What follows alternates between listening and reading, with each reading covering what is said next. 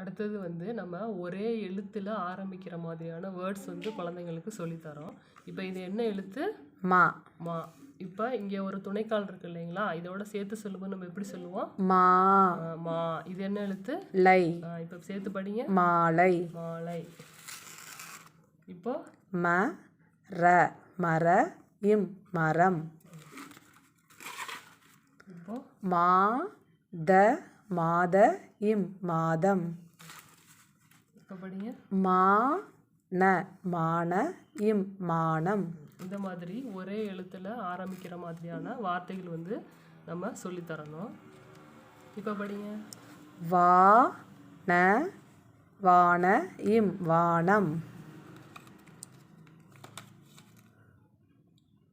கா ந காண இம் காணம். ம ந மன இம் மனம். வ ந வன இம் வனம்.